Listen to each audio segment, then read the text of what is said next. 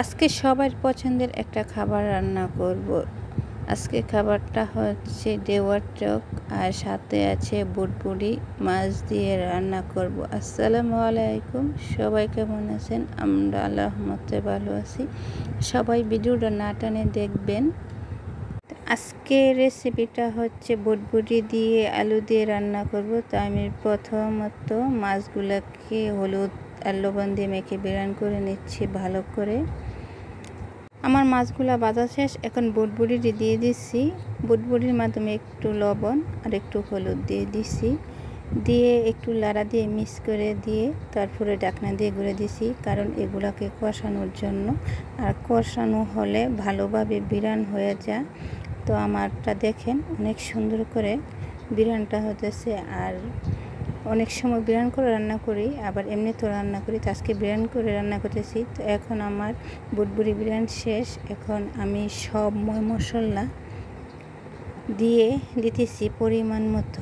পেঁয়াজটা তো দিয়ে দিয়েছি, পেঁয়াজটা হালকা ভাজা হওয়ার পরে আমি সব মশলা পরিমাণ মতো দিয়ে দিয়েছি। আর এখন আমি মশলাটাকে ভালো করে কষাই নিতেছি। আর মশলাটা কষানো না হলে তাহলে তরকারিটা ভালো লাগে না। তো আমার কষানো শেষ, আমি এখন বুটবুড়িগুলো দিয়ে দিয়েছি। এখন ভালো করে আমি মিক্স করে নেব। এভাবে 2-3 মিনিট লাড়ার পরে ভালো করে মিক্স হয়ে যাবে। মিক্স হওয়ার পরে আমি পরিমাণ মতো গরম পানি দিয়ে দিব।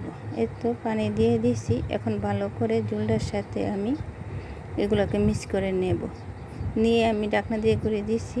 এখন এটা পাক আসছে। এখন আমি মাছগুলোকে আস্তে আস্তে করে দিয়ে দিব। তো মাছগুলো দিয়ে দেওয়ার পরে ভালো করে মিক্স করে নেব। আমার রেসিপিটা কেমন হলো সবাই লাইক কমেন্ট শেয়ার করে দিবেন। সবাই কমেন্টে জানাবেন কেমন হলো। তার এখন আমি তরকারিটা তো রান্না শেষ প্রায়। আর ধনিয়া পাতা দিয়ে দেব। আর ধনিয়া পাতা না দিলে তো তরকারি কেমন লাগে আপনারাই জানেন। আর ধনিয়া পাতা দিলে তরকারিটা অন্যরকম একটা টেস্ট আসে। তো আমি ধনিয়া পাতা দিয়ে এখন তরকারিটা উঠায় নিব। এই তো তরকারিটা আমার প্রায় শেষ। তো আমি এদিক দিয়ে টক রান্না করব। টক রান্নার জন্য দেখেন 4টা ডেওয়া ভালো করে কেটে নিচ্ছি। আর পাঙ্গাস মাছ দিয়ে আমি টকটা রান্না করব। আমি 4টা চাক নিছি।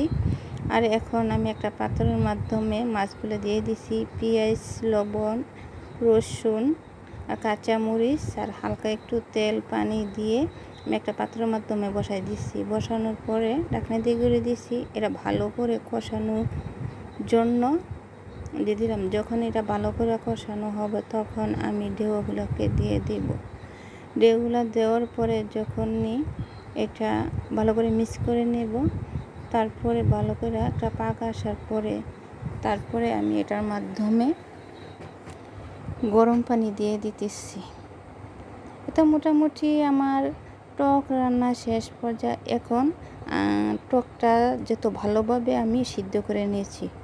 তো অনেকক্ষণ প্রায় আধা ঘন্টার মতন এটা সিদ্ধ করে দিয়ে নিয়েছি। এখন আমার টক রান্না